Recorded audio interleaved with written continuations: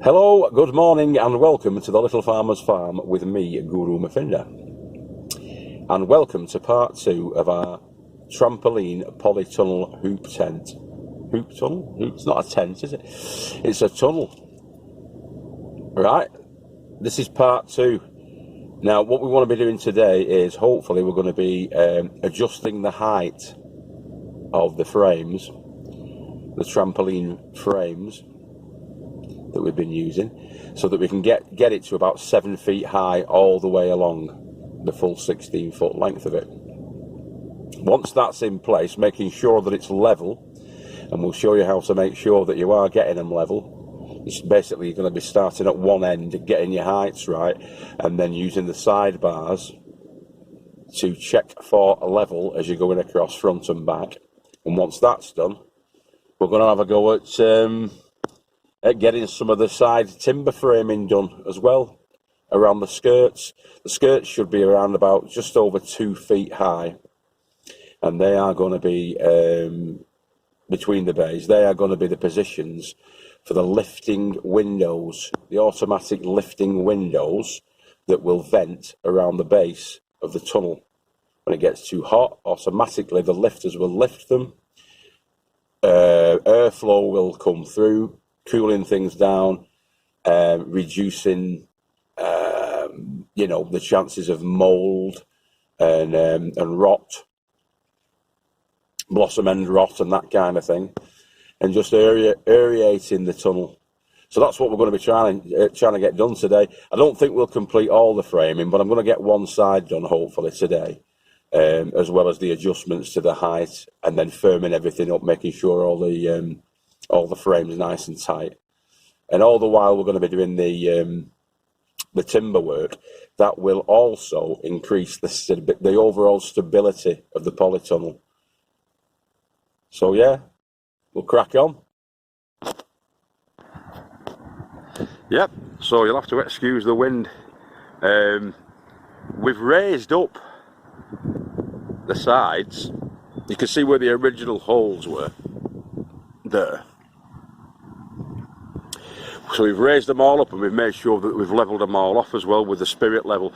So that bar, we've worked to this bar, that is bang on level all the way across now. Working from one end, from this end, raised it up to the height that we were happy with. And as you can see, well, you probably can't see, can you? It is higher, definitely higher than it was before by about, in the end it'll be higher by about 6 or 7 inches. So when I'm under it, there's a good foot clearance, so it will be 7 feet tall. I'm 6 foot in me boots, so it'll be a good 7 feet high this. And as I say, we've raised up this side and then raised it up there and made sure it was level with the spirit level. Exhibit A, which is here. Watch it be out now. It shouldn't be. So yeah, we've measured it up with the spirit level. Oh, it's not on, that's why. So that's on. So that's the level. And that is all the way across. I'll do it in live time for you so you know we're not cheating. Yeah? Level. That goes all the way across, and so if we're doing that on this side as well, so we're raising these up to be level too on this side, the cheeky hut facing side, we'll know it's all level and it's to the height that we're happy with, which is the 7 feet high. Right, catch you in a short while.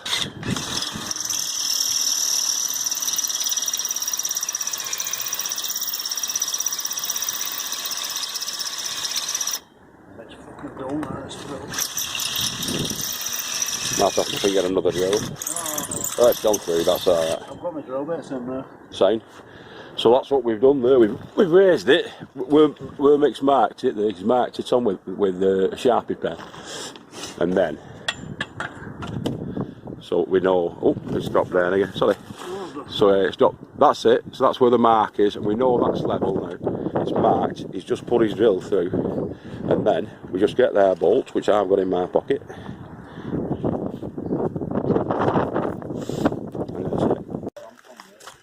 Right, so let's get this one in, and that just Needs to come for a little touch, mate, that. Right, so we'll slap that through.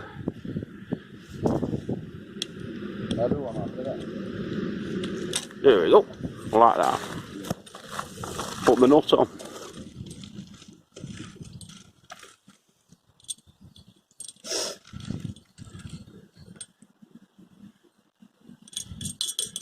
And then once they're all in, we'll nip these up tight. I think jobs are good. But by doing that, we're keeping that level all the way across. We know it's going to be bang on for when we get the poly on. And I've got some wood as well that I've picked up today, as you can see there, for doing the base with, so hopefully might be able to get that done as well today. But we'll know it'll be absolutely bang on for level. So no, I think you will agree that that's looking pretty bang on. So we're just getting the sides in now.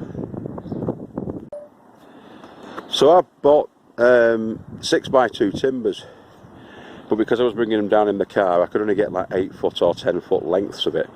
So instead of it having a long straight base at the bottom, we're having to piece it, but we're making boxes out of them. We're going to be putting self-lifting venting windows with 4mm polycarbonate windows into the sides of this. So as the bays are around about just over 5 feet between bays, these boxes will be the framing, if you like, for the windows that we're going to be putting in. So the Robin approves. He's been here all day, the Robin, watching what we're doing. You'll have to excuse the wind. But because of the bolts, the only issue with this is because of the bolts, and it's a good thing in a way, because you have to countersink that with a spade bit, a routing bit, which I shall show you now. So you have to mark on where the bolts are going to be interfering with that, with the 2x6. Mark on with a Sharpie and then route it out. And that's the routing bit that we've got there, which is a 19mm routing bit. And then when you're building your boxes, you put your base plate in first, and you make sure that that's fairly level, which that is fairly level, both long ways and in width along the deck. Doesn't have to be absolutely spot on, but the better you can do it, the better it's going to look in the end. And then, as I say, once you fit these in, get them quite flush to the bar then, by cutting away where your bolts are. Your routing bit. Hope you can pick that up. You only have to go in about an inch or so, something like that. And then, once that's done, you've got your box. I'm probably rambling a bit here, boys and girls, but you've got your box, that's the first one in, and then you just follow it along then. And then what you will do then is, in the middles, where you'll have a gap, where your poles are, you get some more wood, and fill the gap. Like that. Yeah? And obviously that all screws together, and becomes nice and tight and sweet. And then on the back face, I'm going to put another bit of 2x1 battening along the back and fix them all together, and that's how you'll get your nice straight sides. So you'll have your nice straight sides going down it, yeah, once complete. And that kind of framing is similar to what you're going to be doing when you're doing your door as well. So we'll get the door and we'll get the back face sorted out. That's mixed back face there, where he's got another vented window. These are self openers, so when the temperature gets to a certain level, which you can set with these self openers, then it'll open and it'll start to vent it for you. So when you're away from the polytunnel, it doesn't get too hot in there, and you get that airflow coming through from the sides up and out through the back. So you get the airflow going through, which helps. it helps with your tomatoes, your cucumbers, your peppers and whatever else you might be growing inside your polytunnel. Helps to vent it, reduces the risks of moulds and whatnot, and rot. Alright, so that's the idea of these. Each one of these is going to have a vent on it. It's going to have a window that opens, a 4mm clear polycarbonate window that opens at the bottom to automatically vent it. Alright, we're going to have a brew now. So I've been to Handyman's Stores in Platt Bridge near Wigan, and these come in 16-foot lengths, and it's 2x1 rough sawn timber, which we're going to be using. And the way I transported them, and this is the way I always transport wood, you don't want to be jousting with oncoming traffic. So obviously in a small family car like this one, it's difficult to get all the wood, the lengths that you need to fit into the car itself. So these are going down into the footwell, as you can see there, into the footwell, and coming out the rear passenger window at the back. So these are 8-foot lengths. I've transported 28-foot lengths.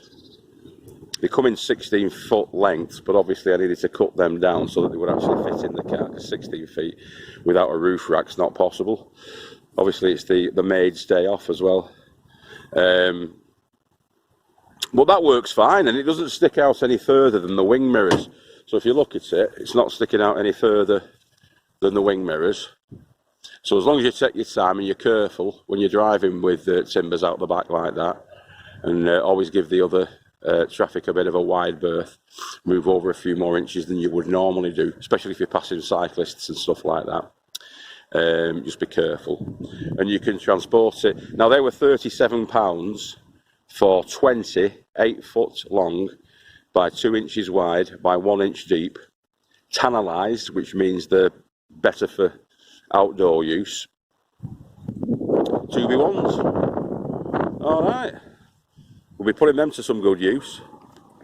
So we've made sure that this is pretty straight and level, and that's the top plate. So the bottom plate and top plate, especially the top plate, straight and level, and we're going to continue that along then in each one of these 3 bays using this wood. I'm hoping I've got enough wood to do this side, but that's going to be really solidly set in the end, because either side of the poles we're going to be putting 2x1s down on each side of the poles, and then the box that we've created will follow on. Another box here, another box there, all following on, keeping it level, keeping it straight. Yeah, and we shouldn't go far wrong. You'll not get it immaculately perfect, obviously, but we'll try our best. Mick's gone getting his dinner now, when I went and got the 2x1 timbers from Handyman Stores, so hopefully I'll get as much as I can done now. I'll probably get this side done hopefully today, and we'll crack on. Now with each of these plates, this is the base plate, excuse me, I'm measuring them by measuring the exact gap between these supports. These are acting as supports, these, to sort of encase this in. So yeah, so I'm measuring from there to the bar, yeah, and then transferring that across onto my 6x2. So to ensure that these boards are running in line at the same height of the base plate, you do it by eye really, as you can see there. And if you need to raise it up, luckily we've got stones available from the stone paths, so I'm packing the stones underneath, and when we've got it right, I'm putting a little screw in there just to hold it temporarily, just to keep it in place, and then run the spirit level along again and make sure that it's level. So we needed to take some out on that side, and I'll pack it with more stones after, once we've set it in place, once we've got the frames in place. As you can see, it's coming along now. And the bars are being held in place, yeah, by the timber struts, if you want, that I'm screwing at the sides there. Once it's all set and done and framed up, I'm going to put fascias on these, facing plates on these, which are going to be the decking board. But just for illustration, I'll just stick that there like that. It'll just finish it off at the fronts. It's not going to be as wide as that. It's only going to be like an inch or something. But that'll be beaded all around. So it's all the same sort of. Nothing standing proud. It'll all be a similar situation to this, but that'll be rock solid then. Once they're in, it'll all be rock solid then. You can see I'm running these 2x1s across, just to forgive the camera work, please. Just because I'm on my own, just to make sure it's all running true and straight. Yeah, all the way along. I'll give you a proper shot of it once I've done the lot. Alright, boys and girls, see you shortly. Okay, so as previously said, because they stand proud where the bolts go through, you want this plate to stick flush with these timbers, and so to do that you have to route out where the nuts are. Bearing in mind that when you're measuring with your tape measure, I put it up like that so I can get the right sort of distances, but I measured from there to there, and that's why I got that. So you've got to always move that back, obviously, so you're getting down to your base, measure from your base. That's going to sit onto that, and so that will fall there, fall in line with that there, and then and obviously measure the top one as well, up to the top one, and then you can transfer it then onto the piece you're going to be fitting in. So I'm going to do that now. I'm going to route it with, this is a number 19, which I think is 19mm. It's just the one that we had. But yeah, that should be enough. It's more than enough. I've done the others with it, so it should be fine.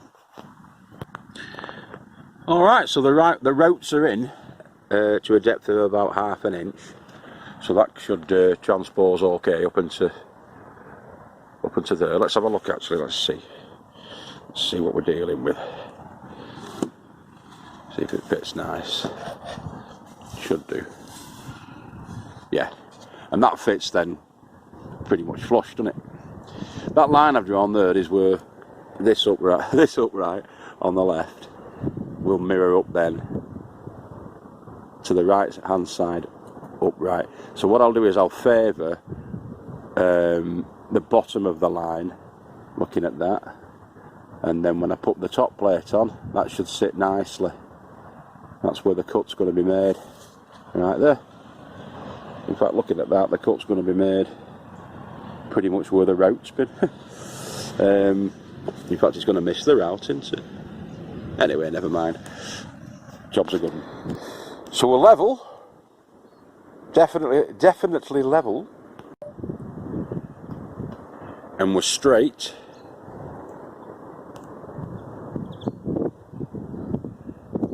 Or as straight as a man on a flying horse. Couldn't tell the difference. I think that's pretty much bang on though, really, isn't it? I'm hiding my light under a bushel. But I think it's looking good. And that's how it's looking at the moment, yeah?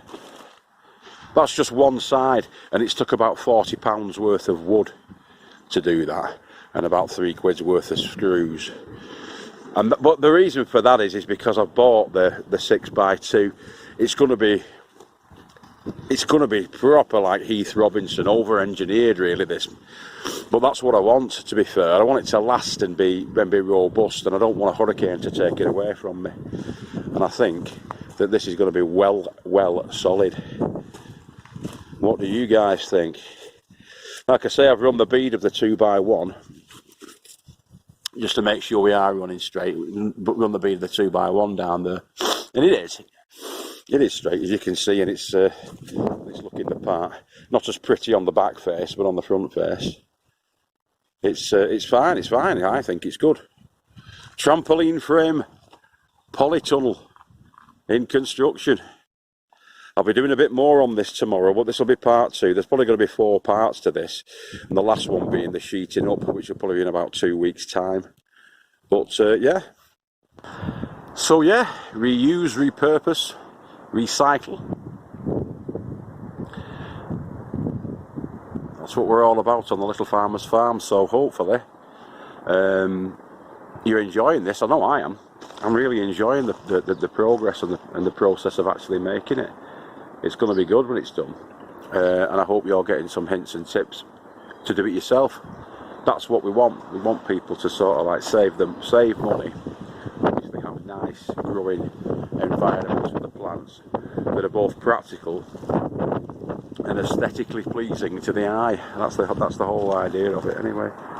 So yeah, I'll catch you on the next one. Maybe there'll be one somewhere. I'm hoping to get this one up tonight, but as you know, we're having internet issues, which we should be, in fact, by now we should be sorted out with that. The engineer should have done this job by now, but he hasn't.